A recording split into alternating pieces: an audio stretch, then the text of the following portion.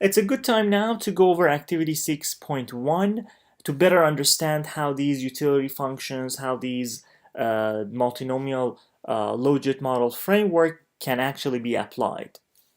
So in this activity, we focus on how we can use a utility function to calculate probabilities of different alternatives being selected. This activity focuses on the problem of peak period travel between an outer suburb and the CBD. Residents of the selected outer suburb have the option of driving to the CBD or taking a bus or train. A total of 15,000 people make the trip from the selected suburb to the CBD every day. You have been hired by the bus operator to forecast the effects of some new operating policies. A logit mode choice model previously estimated using data collected in another part of the city is available for the analysis. The utility function for the model is as follows, where the utility function of mode M equals to 0.5 multiplied by a dummy variable for car mode. If it is equal to 1, that means car is selected. If it is 0, that means a non-car, whether train or bus, is selected. Minus 0.05 in vehicle travel time for mode M, minus 0.1 out vehicle travel time for mode M, and minus 0.22 out-of-pocket total cost for mode M. The current characteristics of the modes are shown in table 1 on the following page. So if I go down here, we can see that for each mode, car, bus, and train, we have the in-vehicle travel time that it takes going from the selected suburb to CBD, the out-of-vehicle time, and out-of-pocket cost. So it takes 40 minutes to get to the CBD with car, 50 minutes with bus, and 45 minutes with train. The out-of-vehicle time is 7 minutes for car, 12 minutes for bus, and 17 minutes for train. And out-of-pocket cost is $4.75 for car, $1.10 for bus, and $2.5 for train. Now, in the first part of the activity, you are asked to examine the coefficients in the utility function. Are the signs logical? What effects would be captured by the car mode dummy variable? Are the relative magnitudes of the in and out of vehicle travel times consistent with what you expect? So let's have a look at the utility function. Just to give you a hint in interpreting a utility function, when the utility value of an alternative increases, consequently the probability of that alternative being selected increases. This is consistent with the framework of utility maximization as the decision rule that we apply in most of the cases in choice modeling. So in this case, the variable associated with car mode, the dummy variable associated with car mode, has a positive sign. That means if all the other components are 0 and we only have this dummy variable in the utility function, the utility value of car would be higher than the utility value of all the other modes, which makes sense. People may prefer using their own private car over bus or train for many various reasons in most cases. The second variable we have is the in-vehicle travel time for mode M, and the sign is negative. What does that mean? If the in-vehicle travel time increases, the utility value of an alternative will go down because of the negative sign. So that means you are less likely to choose that alternative because it takes you much longer time to get to CBD. So if the travel time increases, the probability of choosing that alternative will also go down. Same story with out-vehicle travel time. If the out-vehicle travel time increases because of the negative sign, the value of the utility function will go down. Same thing with out-of-pocket total cost. Because of the negative sign, if the total travel cost increases, the value of the utility will go down, meaning that you're less likely to choose an expensive mode. How about the magnitudes? Let's compare these different magnitudes. We can see that out-of-pocket travel cost compared to out-of-vehicle travel time and in-vehicle travel time has a larger magnitude, meaning that for this specific utility function being used in this example, travel cost seems to be much more important in choosing an alternative. In the second part, you're asked to use the mode choice model to predict the current bus ridership and revenue for the morning service to the CBD. So the first step is to calculate the utility value of each alternative. So let's use an Excel sheet to do the calculations. The utility value of car, the utility value of bus, and the utility value of train. This should be equal to the utility function that is given. To do that, we need the information in the table that is provided. So let's also include that here. For car, for bus, for train, I have the in-vehicle travel time. I think it was expressed as IVTT.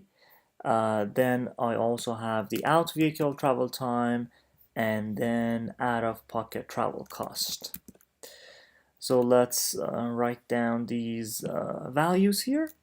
It is 40 minutes for car, 50 minutes for bus, and 45 minutes for train. The out-of-vehicle travel time is 7 minutes, 12 minutes, 17 minutes, and out-of-pocket cost is 4.75, 1.10, and 2.5. Let's make them look nicer. So now let's calculate the utility values. I'm going to use the same utility function that is given in the problem to calculate the utility values. So I have equal to 0.5 multiplied by a dummy variable. If it is a car, it's 1. If it is a bus or train, it's 0. In this case, I'm calculating the utility value of car, so I put 1 minus 0.05 multiplied by the in-vehicle travel time of mode car minus 0.1 multiplied by out-vehicle travel time of car minus 0.22 multiplied by out-of-pocket travel cost of car. So this is the utility value of car given the characteristics provided by the problem. I'm going to copy the same formula for bus and for train, but I have to change something. I have to change the dummy variable. The dummy variable here is 0. Also, the in-vehicle travel time is 50 minutes, the out-vehicle travel time is 12 minutes, and the out-of-pocket travel cost is $1.1 for bus. I'm gonna do similar change for the utility value of train. The dummy variable is 0 for train, the in-vehicle travel time is 45, the out-vehicle travel time is 17, and the out-of-pocket travel cost is 2.5. So these are the utility values of different alternatives we have in this example. Next, if I want to calculate the probability of car being selected or bus being selected or train being selected, I have in the multinomial logit framework, I have to use that exponential type of formula that was given in the slides and we went through. So to do that, let's first calculate the exponential values of each utility. so we can use that later in the formula. So it would be exponential of this equal to this one exponential of this cell, and then also equal to exponential of this cell. So these are the exponential of the utility values. The other thing that I need to calculate is the summation of these exponential values. Remember, the denominator of the multinomial logit probability formula was the summation of the exponential of utility function of all the alternatives. So let's calculate that summation of the exponential of all the alternatives. It would be the summation of these three, right? I'm gonna repeat that for every alternative that I have. So later that I want to calculate the probability, I can easily select the associated cell. So these are the same.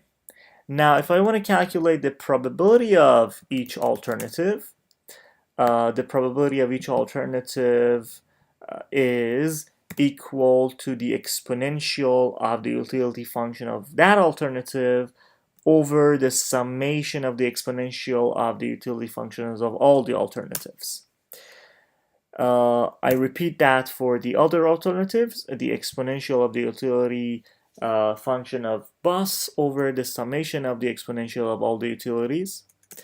And same thing with train, the exponential of the utility function of train over the summation of all the exponential of the utilities. So these are the probabilities of each alternative being selected.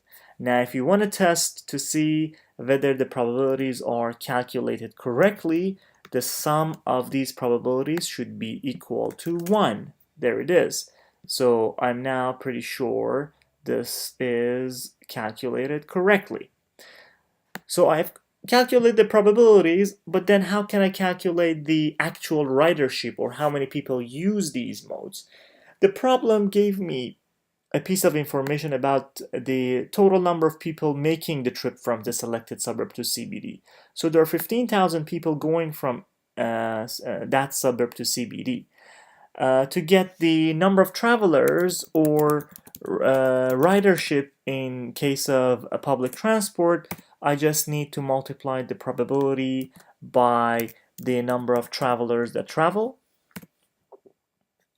This probability multiplied by number of travelers, and this probability multiplied by number of travelers. So these are the ridership of each alternative.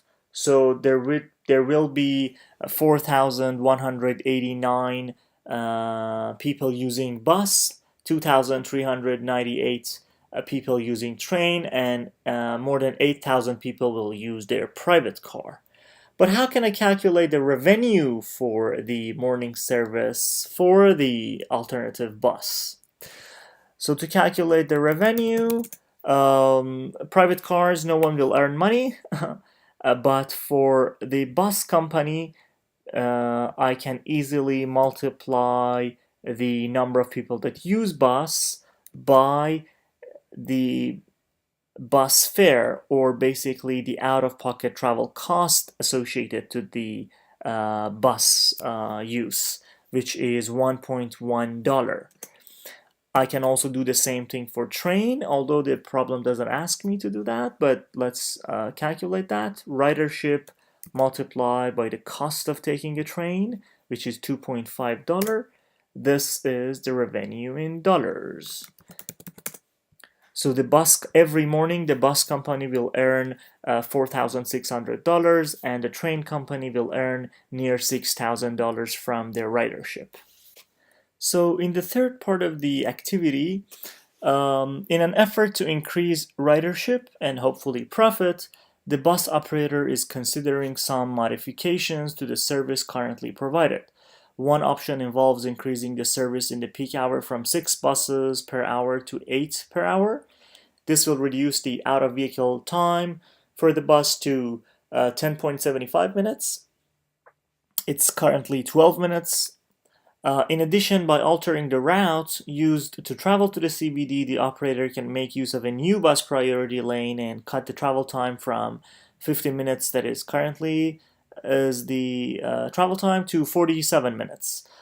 Predict the effects of these changes on ridership and revenue for the morning service to the CBD. So to do that, we need to recalculate everything. This time we use, instead of 50 minutes in vehicle travel time, we will change that to 47 minutes. And for the out vehicle travel time, instead of 12 minutes, we will change that to 10.75 minutes. But let's keep the first calculations. I'm going to copy all these things here. And I'm gonna easily change this 50 to 47 minutes, and I'm gonna change this 12 minutes to 10.75 minutes. So I'm gonna highlight these to show you that these are the changed cells. And you can compare that the utility values have actually changed. The utility value of the car hasn't changed because the characteristics of the alternative hasn't changed. But for the bus, we can see the utility value actually increased from minus 3.9 to minus 3.66. The utility value of the train also remained the same. So as a result, the probabilities will change, and the number of travelers or ridership will change, and you can see the revenues will also change compared to the previous case.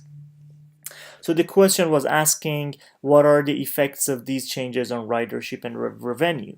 So we can see that the revenue, the ridership actually has increased for bus from 4,100 to 5,000 users. Interestingly, if you compare the number of travelers using train and car, these are decreased from the previous case. Previously, we had 8,400 people using their private car. It is now decreased to 7,700. So the increase in the ridership of bus comes from some people who used to drive and who used to take train. Now they're taking the new bus service. And as a result, the revenue will also increase from 4,600 to 5,500. And interestingly, the revenue for the train company decreases a little bit from near 6,000 to 5,500. Now let's have a look at the last part of the activity. A close friend of the bus operator has suggested that rather than modifying the service as in Part C, the bus fares should be reduced. This friend believes that many more people would be attracted to the bus, and this would more than compensate for the lower fare. Use the model to predict the impact on revenue of a reduction in the fare to 80 cents. Do you believe that this would be a wise policy to implement? So the problem is asking, instead of improving the service as described in Part C of the activity that resulted in increase in ridership and revenue for the bus company, we need to do a reduction in fare. But let's see whether that actually, what effects this policy will have. So let's take the first part of the calculations again, and let's copy that here. And this time, instead of changing the in-vehicle travel time and out-vehicle travel time, the policy is to actually decrease the fare from $1.1 to 80 cents. And let's see how it will change the ridership and revenue. So the ridership has actually increased. So if I compare that with the initial ridership of the bus company, the initial ridership of the bus company was 4,100. Now it is increased to 4,300. But when you look at the revenue actually decreased. The initial revenue was $4,600, but now it's $500 because of the reduced fare. And this change that we observe here is a result of the change in the probabilities, because we had these formulas embedded in the cells, we didn't have to calculate them. But do you believe this is a wise policy to implement? I would probably say no, because obviously the revenue has decreased. When you compare the ridership of the second policy to the first policy, you can see the actual ridership is larger when you actually improve the quality of the service of the bus alternative versus reducing the fare. So, as a modeler, as a transport planner or engineer, I would probably recommend the first policy of improving the bus service is a better policy because it increases the ridership. It also increases the revenue for the bus company. An interesting property of choice models, including multinomial choice model, is the equivalent differences property, which says that the choice probabilities of the alternatives only depend on the differences in the deterministic utilities of different alternatives and not their actual values. So, in other words, remember the probability of alternative I being selected is equal to exponential of the utility value of alternative I over the sum of the exponential of the utility value of all the alternatives. So what is important is not the actual value or magnitude of this utility function. What is important is the differences between utility value of driving alone versus a shared ride or versus public transport in this example. So if we rewrite this formula in a different way and add delta V to each utility value of each alternative, although the actual value of the utilities are now changed, but because the differences remain the same, the probability value will also remain the same. So this is called the equivalent differences property. Another property in choice modeling, specifically in multinomial logit model, is the independence of irrelevant alternatives, or IIA property. For any individual, the ratio of the probabilities of choosing two alternatives is independent of the presence or attributes of any other alternative. What it basically says is that comparison of the probabilities of choosing I over J is totally independent and irrelevant of all the other alternatives in your choice set. There's a famous example called or known as red bus blue bus problem, which demonstrates what actually IIA property means. To better understand this IIA property, let's go over activity 6.2. Consider a city where 50% of travelers choose car and 50% choose bus. In a multinomial logit framework, this means that the utility value of car would be equal to the utility value of bus because the probabilities are equal. It's 50-50. Let us now assume that the manager of the bus company, in a stroke of marketing genius, decides to paint half the buses red and half them blue, but manages to maintain the same level of service as before. This means now the utility value of red bus is equal to the utility value of the blue bus. And because nothing has changed for the car, they're all equal to the utility value of the car. Now, if you use the multinomial logit formula to calculate the probabilities, this is what you get. The probability of choosing car would be equal to the exponential of the utility value of the car over the exponential of the utility value of the car plus exponential of the utility value of the red bus plus exponential of the utility value of the blue bus. And because they're all equal, it would be 1 over 3, which is 33%. But wait a minute. Nothing has changed, and now the probability of the car is reduced from 50% to 30%, 33%. There's something wrong here. What is wrong is the consideration of two totally independent alternatives as red bus and blue bus.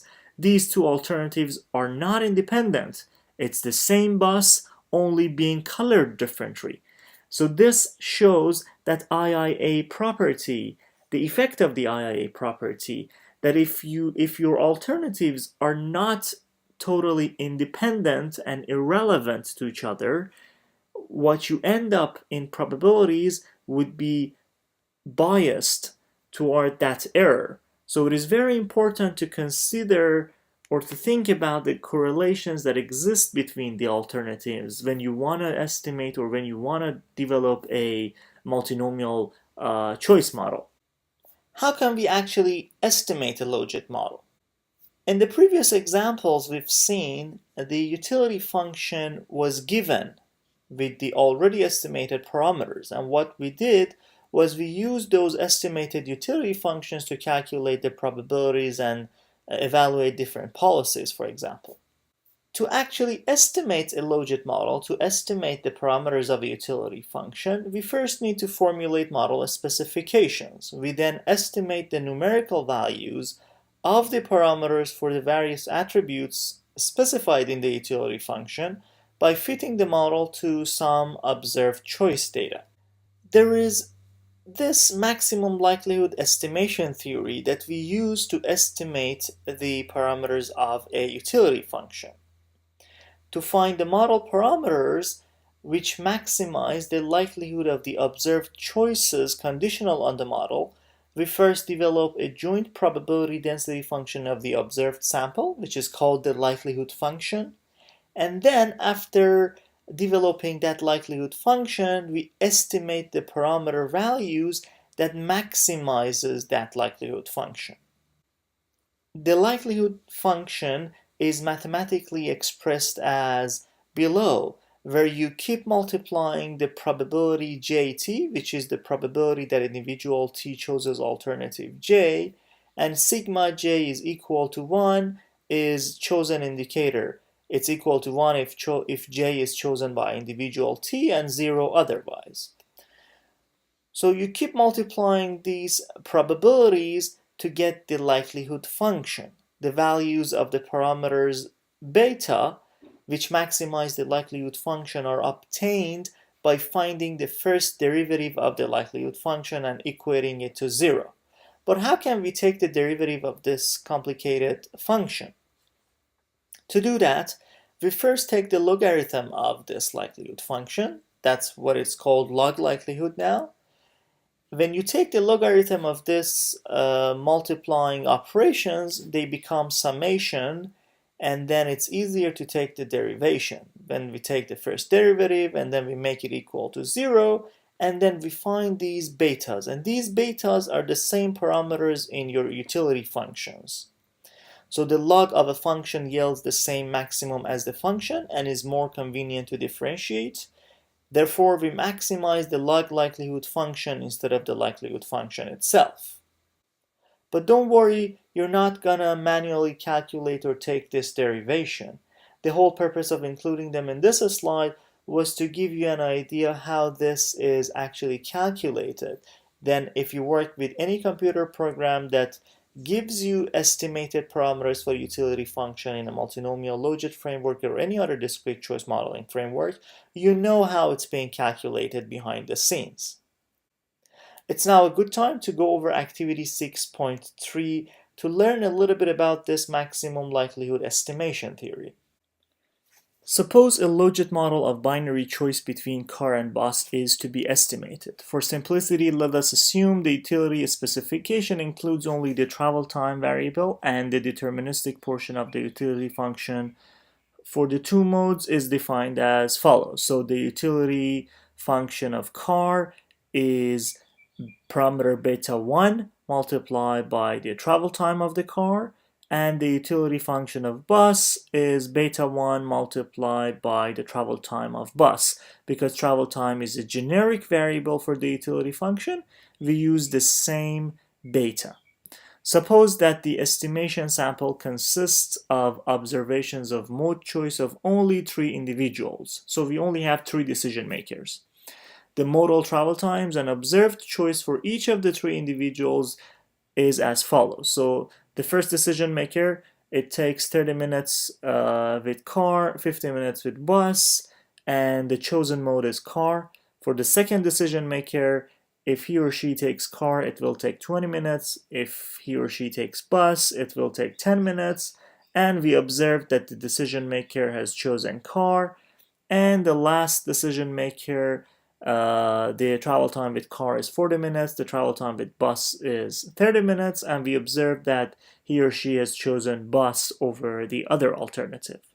So this is actually how empirical choice data looks like. You observe each individual choice, you record that choice, and then you also estimate or observe the attributes of the alternatives associated with each individual.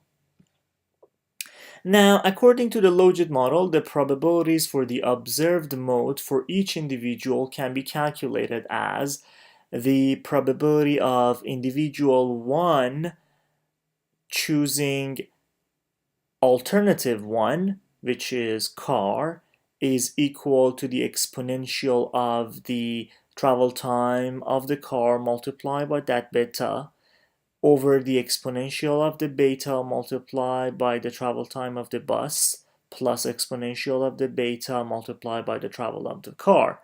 Now if you reformulate that, you get 1 over 1 plus exponential of the 20 betas.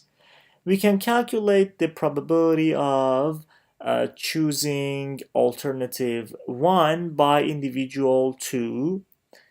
Alternative 1 is mode 1, which is car, by individual 2, which is similarly exponential of the utility value of car over the sum of the exponential values of all the other alternatives. So exponential of the travel time of the car for the second individual multiplied by beta over the exponential of travel time of the bus multiplied beta plus exponential of the travel time of the car multiplied beta, and then you can simplify that to 1 over 1 plus exponential of minus 10 beta.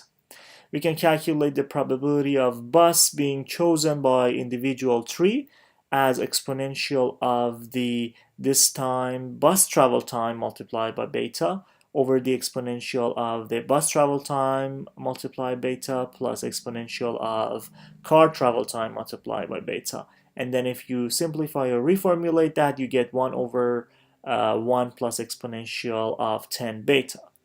Now, if we calculate the log likelihood function as the summation of sigma j t multiplied by L natural logarithm of pjt summation over j's, which are the alternatives, and summation over t's, which are the individuals. So these are the number of alternatives we have, which is only 2, and these are the number of decision makers we have, which is 3. So 3 multiplied by 2, we have 6 terms in this equation. If one alternative is chosen, this sigma would be 1. If it is not chosen, it will be 0. So we start with the car alternative, which is sigma alternative car individual number 1. It is 1 because individual number 1 has actually chosen car, multiplied by the natural logarithm of the probability of 1, 1, plus the sigma is now 0 because individual number 1 did not choose bus, multiplied by the natural logarithm of individual 1 choosing bus. Again, we don't need that because it is multiplied by 0, so this term will be 0. And then we continue to do that for every individual and every alternative that individual chooses. So we end up with three terms of natural logarithm of p11 plus natural logarithm of p12 plus natural logarithm of p23. This is individual 1 choosing alternative 1, individual 2 choosing alternative 1, and individual 3 choosing alternative 2. The rest of the terms are 0 because this sigma is 0 associated to the choice of the alternative by an individual. Now, if we take the first derivative of this formula and make it equal to 0, it will look like something like this, which is, this is the curve associated with the log likelihood function, and then this point where it gets maximized, it gives us the estimated beta for the utility function that we will use in the multinomial logit choice model. So if we do that derivation, we get beta equal to minus 0.076, and then this beta can be used in this utility function. So the utility function would be, utility function of car would be the estimated beta, as I just showed, multiplied by the travel time of the car, and the utility function of the bus would be the same estimated beta multiplied by the travel time of the bus. And this is how these utility functions and the parameters that are included in the utility functions are being estimated. This is the most important part of discrete choice model development. You first need to estimate these utility functions, and then after you estimate them, you use them in the multinomial logit framework formula to calculate the probabilities and evaluate different policies.